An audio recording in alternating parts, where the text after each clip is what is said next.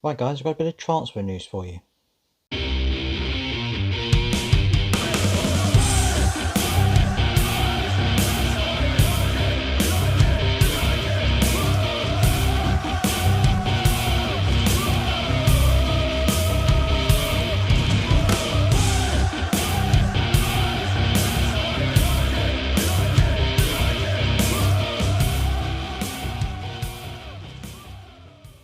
Hi, welcome to Palace to the Core.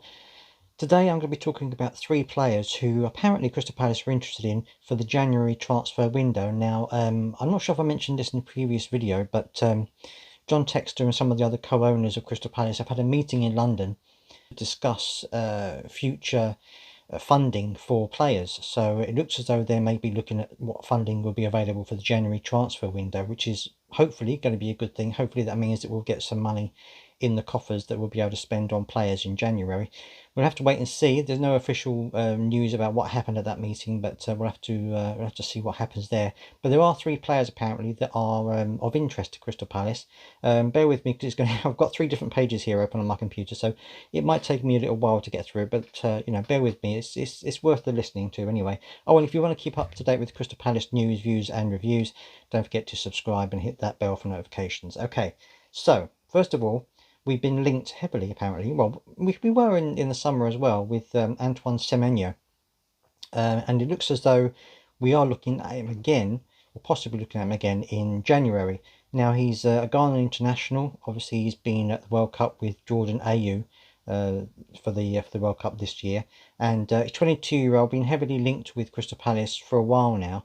And he could actually be a good replacement for Jordan Ayew. At least that's what they're saying on this article. And I think there's possibility.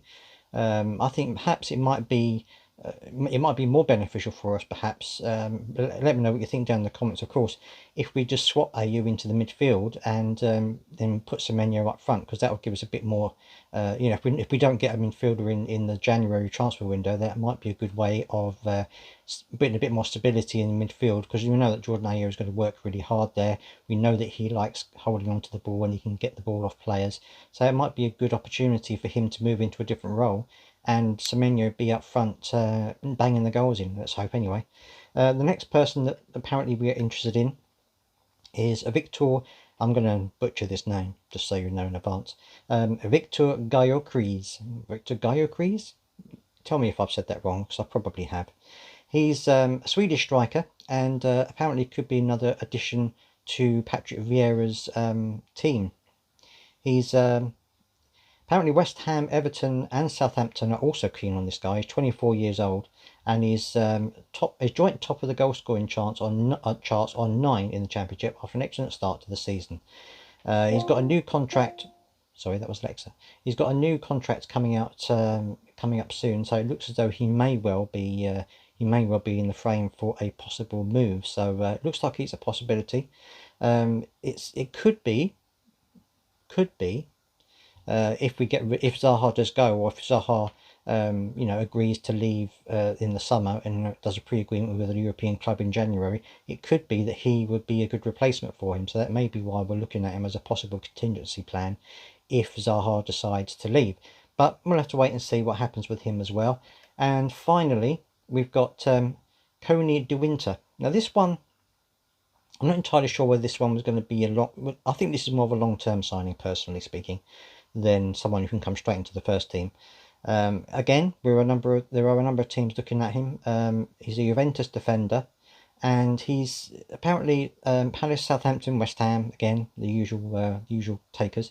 Bayern Leverkusen and Borussia Mönchengladbach are also looking at this guy. He's a 20-year-old and he's rated about £6.5 million.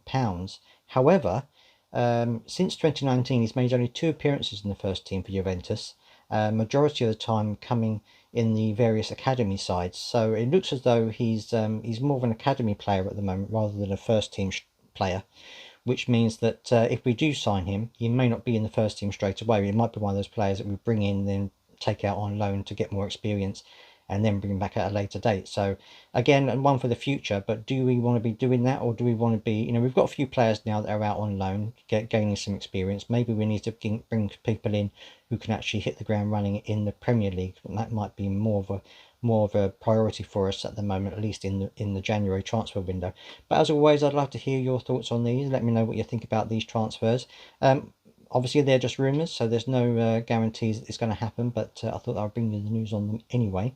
And also, if this is the day that England are going to be playing USA, and of course, both bosses of those teams, England and America, once played for Crystal Palace. So I'll be rooting for Gareth Southgate anyway. But Greg Berhalter will also be there. So we'll have to wait and see what that result is. Let me know down in the comments what you think the result was going to be between England and USA as well, just as a bit of fun. Let me know down in the comments. See you later.